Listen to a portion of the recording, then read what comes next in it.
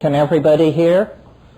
Good. Well, it's great to be here. It's always fun to come to the West Side and see the usual suspects all assembled.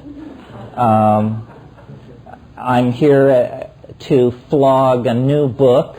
It seems like they're coming out about once a year, and that will continue on into next year. The object of attention at the moment is true hallucinations. And I'm very up for this because my other books were basically speculation, philosophy, ideas, art historical comment on psychedelics, so forth and so on. This is autobiography, narrative. It has action, heartbreak, erotic outrage, climax, denouement, all those good literary type things. And I wrote it basically because a lot of people have said it seemed to them incomprehensible how my brother and I got to where we are in terms of the way in which we've furnished our heads. And this is basically the story of the formative 2 weeks in our lives. In 1971, I was 23, my brother was 19. I'd spent several years in Asia already, having been run out of Berkeley because of the revolution. And we were graduates of the LSD revolution, but it had left us wanting more, specifically wanting the kinds of experiences that the classical commentators on psychedelics described. And by that I mean people like Havelock Ellis in The Dance of Life, or S. Weir Mitchell, who wrote about mescaline. LSD for us never delivered visions. It delivered insight and feelings and complex thoughts, but not visions, not activity in the visual cortex that these classical commentators had led us to expect. And I had been in India for a number of years and pretty well managed to convince myself that whatever spirituality had ever been there, it had evaporated thousands of years ago, and that what we were left with was a very grasping and mendacious priestly hierarchy that was about as cynical as religion gets. And I was raised Catholic, so I know what I'm talking about. And so then we decided, well, where the gnosis must be is in the Amazon, where we knew there was a pristine Aboriginal shamanism based on hallucinogens. And I stress our youth because I think people imagine that you can only make contributions if you're old and laden with degrees and that sort of thing. And basically our pure, reckless inventiveness carried us further into the heart of the mystery than I would ever have believed possible. And I should say a little bit about the method, because I think it's important. Rationalism in confrontation with the weird edges is what's always worked for me. In other words, if you're a true believer, if you have some prepackaged philosophy, then you're going to miss a great deal because you're pre-programmed to ignore what doesn't fit into your model. And it doesn't matter what your model is. But if you are simply the open-minded skeptic / witness, and then if you push at the edges of the phenomenal world, go to the highest mountains, the oldest cities, the deepest deserts, the most remote jungles, and just simply put yourself in these circumstances, the cosmic giggle can get at you. It can't get at you if you're pursuing your job delivering messages for Matthew and Son or whatever it is you've got going. But if you will tear the human atom of your individuality out of the collectivity and set yourself into a wilderness, a desert, an uninhabited island, then this thing can rise out of the depths and communicate if it chooses, shape your life, for sure, blow your mind. And there's almost a kind of unconsciousness, which is the precondition for success in this area. When you are superbly educated and completely alert to all possibilities and scanning the horizon for action, this is the equivalent of watching a pot to wait for it to boil. It won't happen. It's when you become preoccupied, broke, a touch of dysentery, a little confusion in the mix, and then it can sink its teeth into you. So I thought Harper, who published this and I think did a beautiful job with the production of it, has informed me that I, by joining up with them, am no more the cheerful, extemporaneous ad lib artist of the past, that I have been elevated into the high and holy realm of being a littérateur. And what that means is you have to read. And it's not really my métier, but it pleases them no end back where they cut the checks. So I will, in fact, read to you from my new book. And I should say a bit about our goal. You can't just willy-nilly head off to sit in the desert. You have to have an agenda, however flimsy and based on misinformation. The agenda tells you what you're supposed to do next.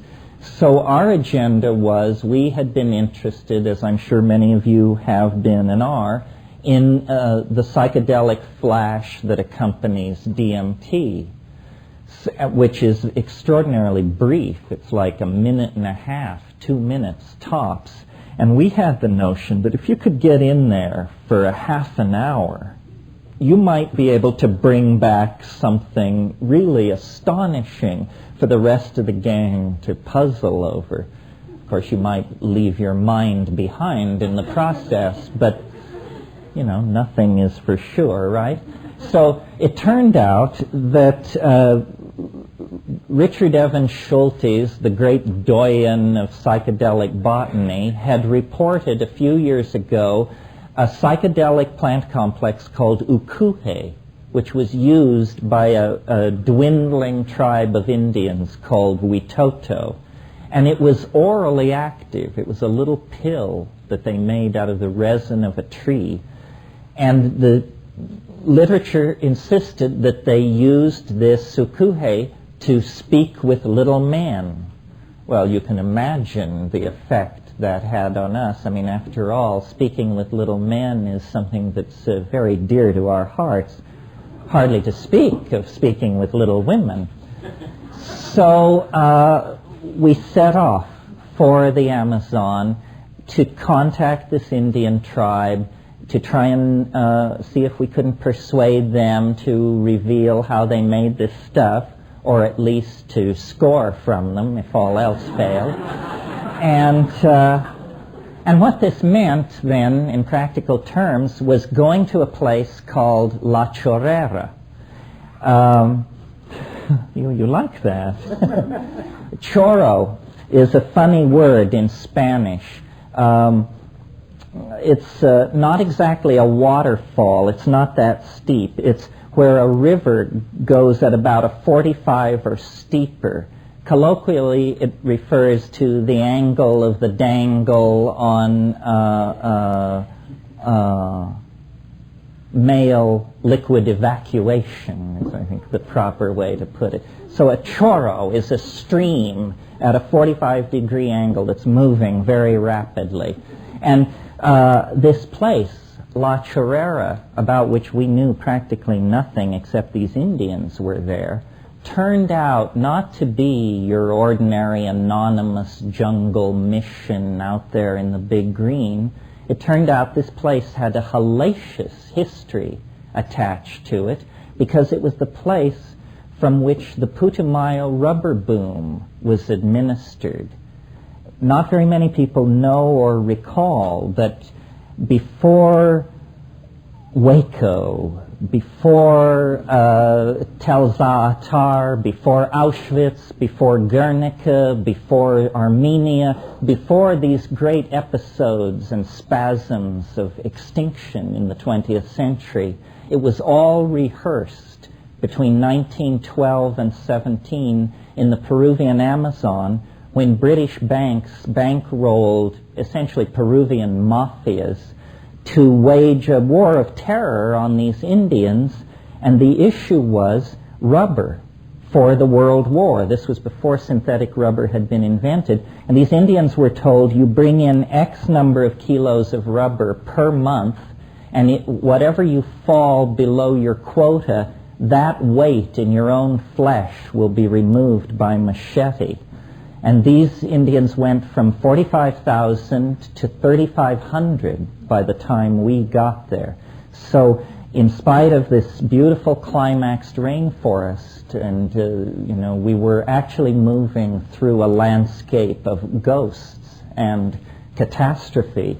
And when you would walk these jungle trails in the afternoon with the sunlight slanting in, you would swear you could hear the footfalls of manacled feet and low voices conversing. I mean, it was a very strange place. So, here's a picture of it. Most of the Amazon basin is made up of alluvial deposits from the Andes. La Chorrera is different. A river, the Igara-Paraná, flows and into a crack. It becomes very rapid, then drops over an edge, a lip, creating not exactly a waterfall, but a narrow channel of water, a flume whose violent outpouring has made a sizable lake. La Chorrera is a paradisical place. You push very hard and suddenly you are there. There are no stinging or biting insects. In the evening, mist drifts across a large pasture, creating a beautiful pastoral scene. There is the mission, the foam-flecked lake below, the jungle surrounding, and much to my surprise, white cattle. The afternoon following our arrival, at the edge of the pasture, which had been cleared by the Spanish priests who had managed Mission La Chorrera since its establishment in the 20s, I held and turned over in my hand perfect specimens of the same species of mushroom I had eaten near Florencia just a week or two before. In the pasture before me were dozens of these mushrooms. After examining several, my brother concurred, pronounced them the same Stropharia cubensis we had found before, one of the largest, strongest, and certainly most widely distributed of any of the known psilocybin mushrooms. What to do? We had no data on the proper dosage of psilocybin. Our expedition's thinned-down drug and plant file was concerned with flowering plants, not fungi. Collectively, we seem to remember that in the Oaxacan mushroom ritual described by Gordon Wasson, mushrooms were always eaten in pairs, with several pairs consumed. We determined to eat 6 mushrooms each that same evening. And then here is my journal entry for this day, February 23rd, 1971. Are we indeed now in some way camped on the edge of another dimension? Yesterday afternoon, Dave discovered Stropharia cubensis in the damp pastures behind the house where we had hung our hammocks. He and I gathered 30 delicious psilocybin-saturated specimens in about half an hour. We each ate 6, and spent last night on an enormously rich and alive, yet gentle and elusive trip. In between strange lights in the pasture and discussion of our project, I am left with the sense that by penetrating the local psychedelic flora this way, we have taken a giant step toward deeper understanding. Multifaceted and benevolent, as complex as mescaline, as intense as LSD, the mushroom, as is said of peyote, teaches the right way to live. This particular mushroom species is unclaimed, so far as I know, by any Aboriginal people anywhere, and thus is neutral ground in the tryptamine dimension we are exploring. Through this unclaimed vegetable teacher, one can gain entry into the world of the alchemists. The experience of the mushroom is subtle, but can reach out to the depth and breadth of a truly intense psychedelic experience. It is, however, extremely mercurial and difficult to catch at work. Dennis and I, through a staggered description of our visions, noticed a similarity of content that seemed to suggest a telepathic phenomenon or some sort of simultaneous perception of the same invisible landscape. A tight headache accompanied the experience in its final stages, but this was quick to fade, and the body strain and exhaustion often met with in unextracted vegetable drugs was not present. The mushroom is a transdimensional doorway which sly fairies have left slightly ajar for anyone to enter into who can find the key and who wishes to use this power, the power of vision, to explore this peculiar and naturally occurring psychoactive complex. We are closing distance with the most profound event a planetary ecology can encounter, the emergence of life from the dark chrysalis of matter. That was after one trip, I got it, and the lock began to tighten. And so then much of the rest of the story, with a few flashbacks and some philosophical musing on the content, deals with a series of ideas which Dennis began to develop based around the question, do you know what we could do with this stuff? And then he proceeded to answer his own question. And he had an idea, which I do confess I find rather hard to put out in 10 minutes and feel that I've done an adequate job. That's what the book is for. I think in the 10-minute version it sounds fascinating but preposterous. In the book, I think we make it fascinating and entirely credible.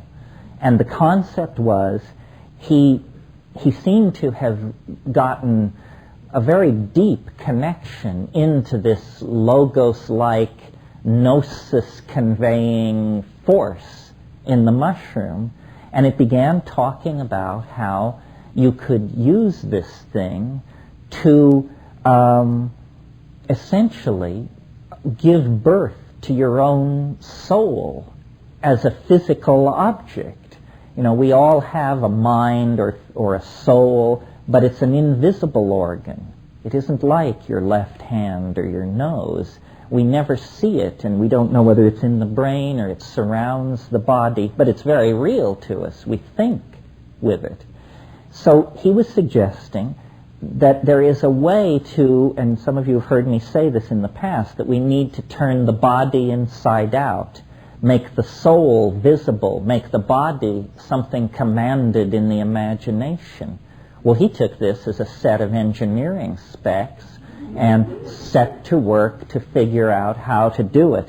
And the method is given in here. I had to arm wrestle Harper fairly strenuously because they said, these notes of your brothers, they're overstated, scientifically specious, riddled with the incomprehensible, so forth and so on. I said, yes, but it worked. And driven by the thought that there may be someone who will read this book who is far smarter than Dennis or I, then all the details must be here. If you want to read it as an adventure story, that's fine. You just skip over Dennis's notebook entries. But if you see it as a recipe book, then that's where you want to place your attention. So he became very highly agitated and irascible and just obsessed by this idea of this experiment to condense the mind, give birth to the soul, eminentize the eschaton, call down the flying saucers, fuse spirit with matter, create the universal panacea at the end of time, and lead a triumphant humanity into hyperspace, or something like that. And my attitude was, hell, there's no swerving him from this. He can talk of nothing else. So let's just cut to the chase and do the damn experiment, and surely nothing will happen. And then we can, he can make of that what he wishes, and the rest of us will go back to botanizing, trying to get tight with these Indians and push forward this program to get this DMT thing. Because essentially the presence of these mushrooms has totally overturned our original agenda. Well, then he performed the experiment. And to the point that he performed the experiment, I had been what I thought of as the indulgent, fair-minded witness. He performed the experiment and promptly went bananas. He had said before that he might experience what he called a psychic reversal. But I had just, he'd said a lot of things going into this, and I hadn't weighed it that heavily. Within minutes of finishing this experiment, it became clear that not only was he highly agitated and raving constantly, but he also didn't seem to be able to hear other people. He talked right through people. And when you would point out to him that this was an incredibly rude thing to do, then there would just be a huge amount of confusion and apologizing, and he seemed genuinely not to be able to hear other people and was raving constantly. Meanwhile, at the moment the experiment was performed, I, who had to this point just been sort of playing along, it was as though he reached into my deepest plumbing and he just threw a switch, and this channel opened, and it began to inform me.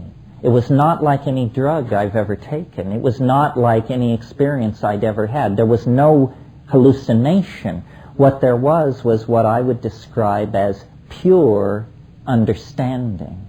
Understanding that amplified itself every hour, every minute. I mean, I had only to take a cup and dip up a glass of water from the spring and pour it past my eyes, and I could say, I understand water. Or pick up a leaf and look at it and have some kind of huge, wordless, but very emotionally deep understanding of the ecosystem, the jungle, the connections to the planet. I mean, it seemed to me that I was very close to what looked like enlightenment of some sort. I mean, just an ability to be absolutely at peace, fully in the moment, and just everything became a teacher. Everything was able to communicate to me its essence. But what was bringing me down in this situation was that Dennis's condition was creating a huge wave of accusation and confusion in our small expedition. Some people thought he should be airlifted to a hospital. Other people thought we should simply wait for him to ascend into heaven. And it's hard to reconcile that kind of thing, And many, many strange things went on, and I'll give you a flavor of our psychology at this time. The day after the experiment, or the evening following the experiment was done sometime around dawn in the early morning hours of March 5th, 1971. The evening of March 5th, we all hung our hammocks together in this hut, And I got up in the middle of the night to take a leak because of the condensed milk that you have to drink when you're an explorer. And I checked everybody out, and everybody seemed to be sleeping soundly. And then I lay in my hammock a long, long time, and everything seemed peaceful and still. But as breakfast unfolded the following morning, the 6th of March, the morning after this, it became clear that the restful sleep I had imagined we had all shared had been anything but that. From Dennis, still disorganized but expansive, comments emerged that he had, or imagined he had, a very active night. Upon close questioning, it came out that he was completely convinced that sometime during the night he had arisen and dressed, and then had a series of nocturnal adventures. These involved going alone in the darkness to the thundering immensity of the Chorro over a mile away, then returning to climb and spend some time in a large tree near the edge of the mission, then making his way back across the pasture and returning to his hammock strung among all the others. The thought of him wandering around during the night on those trails without his glasses, which he had thrown away in the first minutes after the experiment. He announced that they were no longer necessary and had just flung them away. He also had thrown away all of his clothes and methodically smashed everybody's watch. Without his glasses, falling in and out of shamanic ecstasy, perhaps howling and otherwise paleolithically comporting himself, was too much for me. It was a breach of the collective cool, even though I was 90% certain that it had never really happened. I was determined to eliminate all possibility of such rambles in the future. Dennis's story was the classic description of a shamanic night journey. He said that he had gone to the Chorro and had meditated in the mission cemetery we had visited before. He had begun to return to the camp when he confronted a particularly large enga tree near where the path skirted the edge of the mission. On impulse, he had climbed it, aware as he did that the ascent of the world tree is the central motif of the Siberian shamanic journey. As he climbed the tree, he felt the flickering polarities of many archetypes, and as he reached the highest point in his ascent, something that he called the vortex opened ahead of him, a swirling, enormous doorway into time. He could see the cyclopean megaliths of Stonehenge, and beyond them, revolving at a different speed and at a higher plane, the outlines of the pyramids, gleaming and marble-faceted as they have not been since the days of pharaonic Egypt. And yet further into the turbulent maw of the vortex, he saw mysteries that were ancient long before the advent of man, titanic archetypal forms on worlds unimagined by us, the arcane machineries of sentient agencies that swept through this part of the galaxy when our planet was young and its surface barely cooled. This machinery, these gibbering abysses touched with the cold of interstellar space and aeon-consuming time, rushed down upon him. He fainted, and time, who can say how much, passed him by. So this is the kind of stuff we were dealing with. And my point in writing the book, there are many stories of people going bananas, and then there are many stories where there's a very radical break with reality, and you either have to believe it or not believe it. And I'm thinking of Carlos Castaneda, Whitley Strieber. After all, proctological examinations carried out in your bedroom by gray-faced aliens from another world, that's a pretty radical break with my reality. But here it rides the edge, because this is a true story. It is, to the best of my ability, unembellished. But it argues that guys like Strieber and Castaneda actually do have their finger on something. It is rare to violate the laws of physics and, universal expectation based on experience, but it's not impossible. It happened to us. There were several things that can be isolated out of our story that simply secure answers to certain questions that people have asked since time immemorial. For example, we had telepathic experiences that absolutely satisfy me that under some conditions, one person can not only penetrate another person's thought, but what he did was much more spectacular than that. He penetrated into my memory. He was able to talk about things that had happened to me that I had never told him about and that I was not consciously thinking about. So it was as though somehow our minds had become fused. There were numerous other things. Unfortunately, there isn't time to get into all of this, but the point is, and I started out by saying this, rationalism and the investigation of the unusual with a fair and open mind is the working prescription for securing for yourself that the world is stranger than we can suppose, and certainly stranger than science can suppose, certainly stranger than the cultural myths that we are living under dare to suppose. And I don't know where all this goes, because this story happened to real people, every single one of whom is still alive as we speak.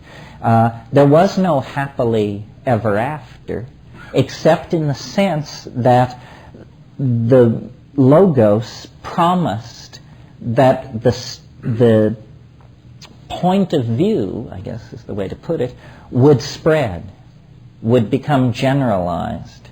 And when I recall that in 1971 I was penniless, wanted by Interpol, careerless, and, pretty much the Amazon was the end of the line for me. I spent all my money going into La Chorrera. I did not have a clue. I was at the end of my rope.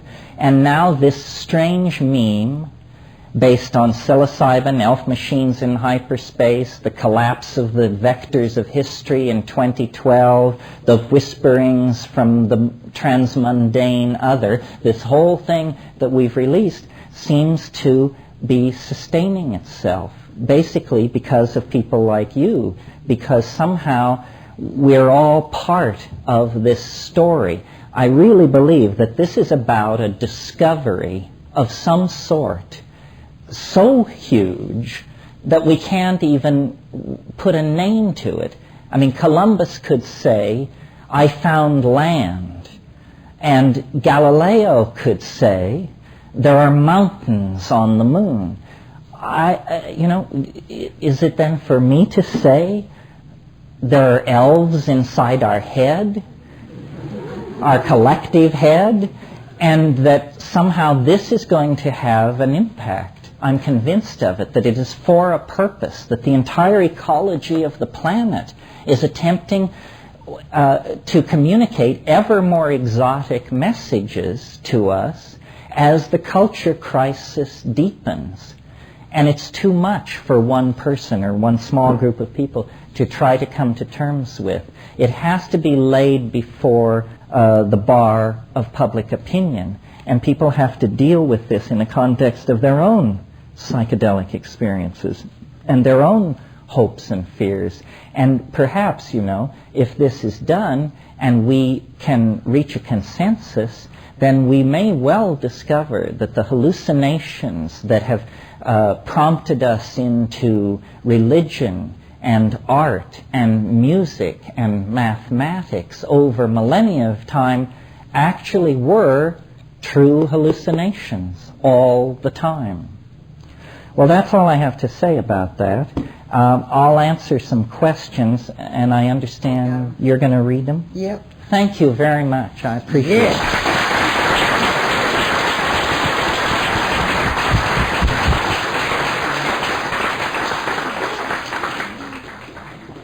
Somehow I think you wrote this one.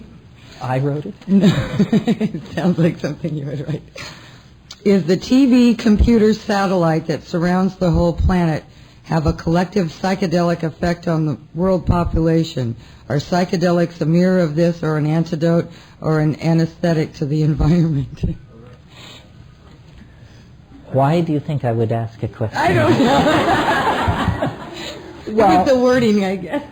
I don't know. I mean, in a sense, it seems to me that what's happening is in our minds and outside our minds, if there is an outside our minds, but in the three-dimensional space of culture, we're undergoing an informational revolution of some sort. All data is rising to the surface. 9 million computers a month are being connected into networks worldwide at the very moment that some unknown number of people, because we can't get data on this, are taking psychedelics per month. And clearly, the thing that is unique about us as a species is that we have made much of information. You know, ants have scripted it down into a few pheromonal signals. Coyote packs have a kind of a pre-language. You can make what you wish of the dolphins and the whales, but no species has ever grabbed on to information the way we have. And I believe that history is a self-limiting process, that we are coming to the end of it, that business as usual has been taken off the menu, and that if you take all these curves, the curve of petroleum extraction, the curve of the spread of epidemic diseases, the curve of the dissolution of the ozone hole, the curve of the rise of global population, if you plot all these curves together, you reach the conclusion that sometime in the second decade of the next century, the contradictions become so excruciating that the entire thing is going to be forced into some kind of phase transition. It may be extinction, it may be a planetary Bosnia, or it could be something positive. But business as usual is off the menu.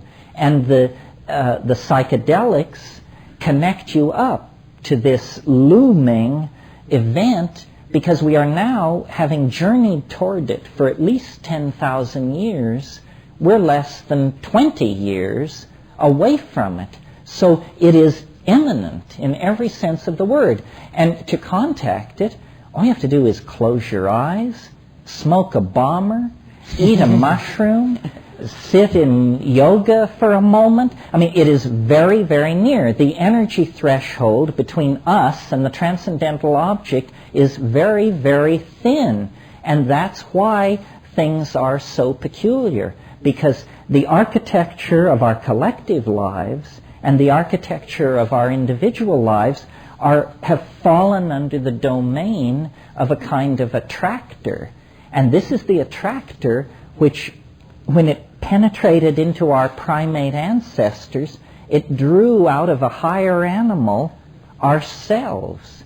We are literally being sculpted on a scale of 1 million years. An animal species, some kind of advanced monkey, is being turned into the carrier for a projection from the transmundane that leaves us with 1 foot in the primate world and 1 foot firmly planted in the angelic world. We are a species in the process of being alchemically transformed by the other, and we can't know what that means for ourselves, for the fate of the planet. It is an absolute mystery. It is the mystery of our own becoming. I don't know if that was the answer to the question, but... The Supreme Court... Picky. The Supreme Court has ruled against the Native American Church use of peyote. How will this impact other people's use of the sacrament? Well, not at all, I hope. Yeah. I mean... Yeah! progress of human civilization in the area of defining human freedom is not made from the top down. No king, no government, no parliament ever extended to the people more rights than the people insisted upon. And I think we've come to a place with this psychedelic thing, and we have the gay community as a model, and all the other communities, the ethnic communities. We simply have to say, look, LSD has been around for 50 years now. We just celebrated the birthday. It ain't going away. We are not going away. We are not slack-jawed, dazed, glazed, unemployable, psychotic creeps. We are pillars of society. You can't run your computers, your fashion houses, your publishing houses, your damn magazines. You can't do anything in culture without psychedelic people in key positions. And this is the great unspoken truth of American creativity. And so I think it's time basically to come out of the closet and just say, you know, I'm stoned and I'm proud. So if that's a problem for you, you got a problem, fella. Yeah. Talk about hemp and its possibilities for our future. Hemp, yes. Well, this is interesting. You all know the basic pitch for hemp, and I wouldn't be what I am if it weren't for cannabis. I think, and I want to see it legalized, although I'm very, very skeptical. I don't think the people who want it legalized have fairly confronted what it really is. The argument is twofold, as I understand it, for legalizing hemp. Is number one, a lot of money could be made off all these wonderful cloths and products and lubricants and medicines and so forth. And the other argument relates to its psychoactivity, and the argument made there is, it's no big deal. It's no big deal. Well, I actually think it is somewhat of a big deal. And I think the people who don't want to see it legalized see it that way. Cultures are shaped by the drugs that they take and that they suppress. We are a sugar, red meat, and alcohol culture primarily, with tobacco and alcohol to shore all that up. To think for a minute about a drug like coffee, caffeine. Every labor contract in Western civilization contains a clause which secures the worker's right to halt the assembly line twice a day to fuel up on a drug known to cause liver damage and all kinds of problems. Well, now, why isn't there a cannabis break? The reason is that caffeine perfectly fits in to a program that would have you busily screwing widgets onto wonkets and moving them along the assembly line. In other words, it promotes capitalist values, performing repetitious tasks in a state of sort of glazed acceptance. Cannabis, on the other hand, what is always said about it? Makes you inefficient, lazy, uninterested in earning your Mercedes and your house. Fighting a war. Yeah. So I think that if we could, I'm very interested in this cannabis thing. I think it may be the wedge through which we can push the whole psychedelic agenda. But I guarantee you, if it's legalized, it will be a tremendous big deal, because cannabis promotes feminist values, anti-capitalist values, values that promote introspection rather than manic social values of the sort that you see alcohol promoting. It would make an immense change in the architecture of the culture. Who deciphered the Voynich manuscript? For $25,000? For those of you who don't know what the question is about, it refers to a very interesting manuscript that I've written about that is an unread or unreadable book. It's written in an unknown language. No other example of this language has ever been found. And the CIA spent a lot of time trying to decipher this book because it's at least 500 years old, and it drove them bonkers to believe that modern code-cracking machinery could not deal with a medieval manuscript. I mean, modern code making is orders of magnitude more sophisticated than anything that the 14th or 15th century possessed. So they spent a lot of money trying to understand this code and essentially failed. Now, very recently, a gentleman on the East Coast named Dr. Leo Levitov, and this is the answer to the question, Leo Levitov, wrote a book called The Solution to the Voynich Manuscript. And he believes, figured out what it is. And the reason the CIA couldn't decipher it, according to Levitov, is because it was never encrypted in the first place. He says it isn't an encrypted manuscript, it's an artificial alphabet being used to write down a rural form of polyglot medieval Flemish with a huge number of Old French and Old High German loan words. So there you have it, folks. Do you know if Illinois bunchweed, is it bunchweed or bundleweed? I think it's bundleweed. Bundleweed. Mm-hmm. Is available from any commercial nursery? I believe it's available from Of the Jungle in Sebastopol, California. I'm not their sales rep, so I don't keep weekly track on their inventory, but I believe it's available from Of the Jungle. Call information. Yeah. What future modifications to the time wave software are ideally in store? Oh, what a great question. Well, the time wave software is being put out both in an MS-DOS version and a Mac version, and they're both pretty flashy, and in a sense that finishes the program of bringing to the public the time wave in its raw and sort of naked form.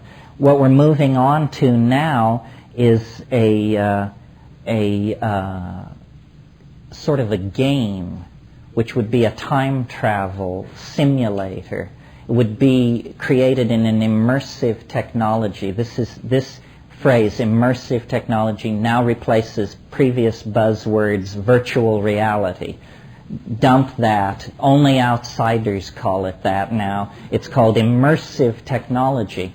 And the idea is to build in a CD-ROM environment, a huge visual database to accompany the time wave.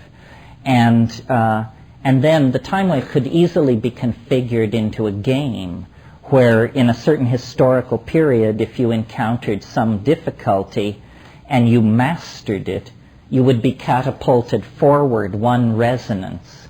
And the idea would be to move from the Big Bang to the transcendental object at the end of time and beat out the competition. And it's a very sly way. I mean, I'm not big on products or games, but it's a very sly way of teaching people history. And you could make so many paths through the data that the game would never play the same way twice, or it would take thousands of times to do that. And a lot of talent seems to have come forward for this, so that looms. What happened to your theory about change versus non-change and the cataclysmic events to come? Did that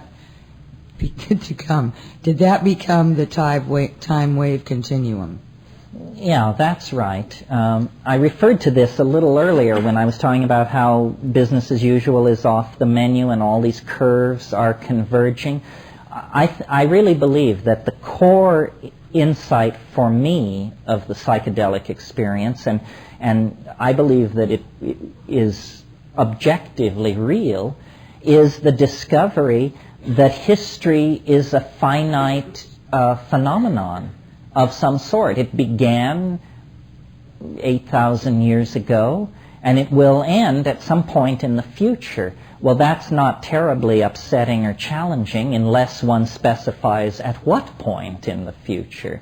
And I maintain, for reasons most of which are too complicated to go into here, that it is about 20 years in the future, that the planet can no longer sustain us, we can no longer create any kind of existence that we could consider humane, and that technology, population, the way in which psychedelics are stimulating the imagination, the way in which culture generally is driving the imagination, that we are on the brink of being able to design ourselves and place ourselves into a new world of some sort. And I'm vague on the details. It's not outer space. It's not, some kind of a managed Orwellian collectivist paradise. It's something more profound than that. We are perhaps going to download ourselves into a gold ytterbium cube that we will supercool and bury 1,000 feet beneath Copernicus, and there all walk on the virtual beaches barefoot and alive. I don't know. But what is happening here at the end of the 20th century, you see, is a kind of birth process.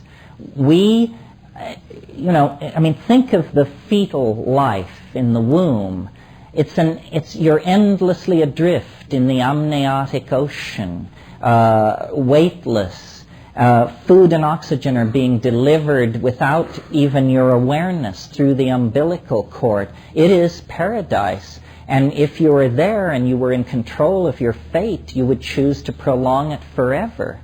But what happens instead is that you get squeezed into the birth canal. Then the paradise turns into hell, strangulation, pressure. You are literally being squeezed to death. To ask the fetus at that point to conceive of the wonderful, satisfying life that it is going to have 40 years hence as a stockbroker living in Bel Air and collecting minor works of Cubist art is ridiculous, because that's not where we're at the moment. And so I believe that culturally we are in the birth canal, and everything appears to be being destroyed. The oceans, the atmosphere, the very integrity of our own bodies because of all these diseases, ideological contamination, you name it. But we simply must push forward. It's a forward escape. We can never go back, to the game-dotted plains of archaic Africa.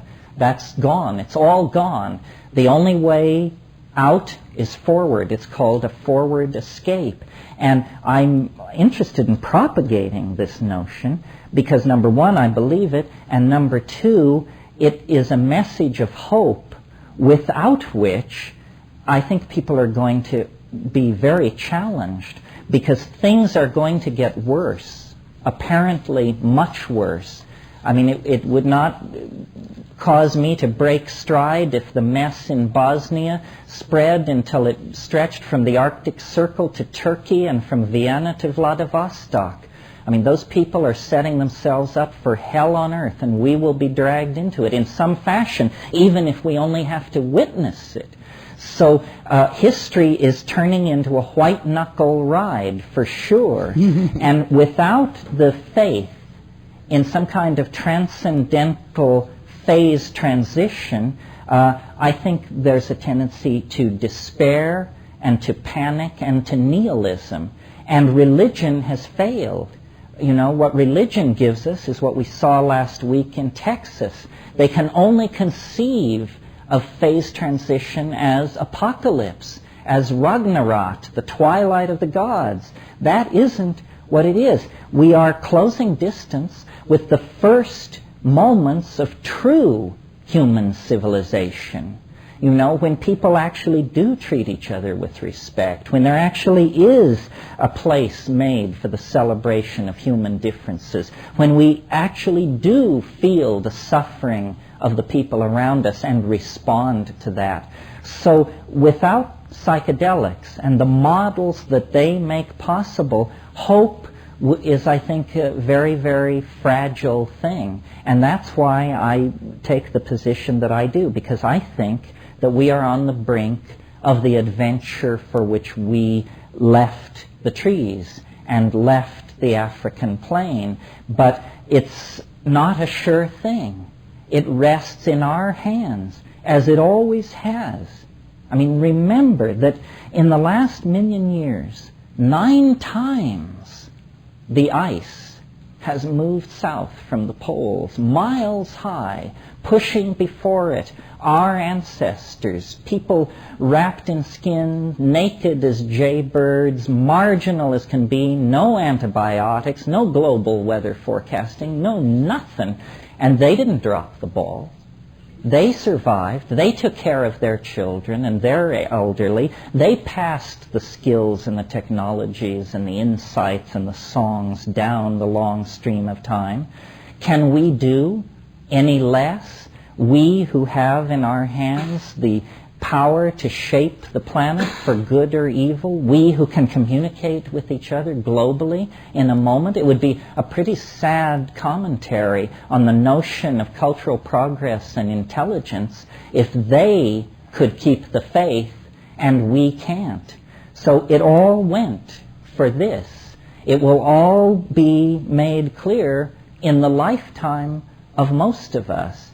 And so I just want to sort of close on that note, invite you to keep the faith, invite you to explore the edges, and to make of yourself a vessel, a conduit for the world-transforming logos that is trying to speak to all of us to create a sane and viable and celebratory world for our children and their children.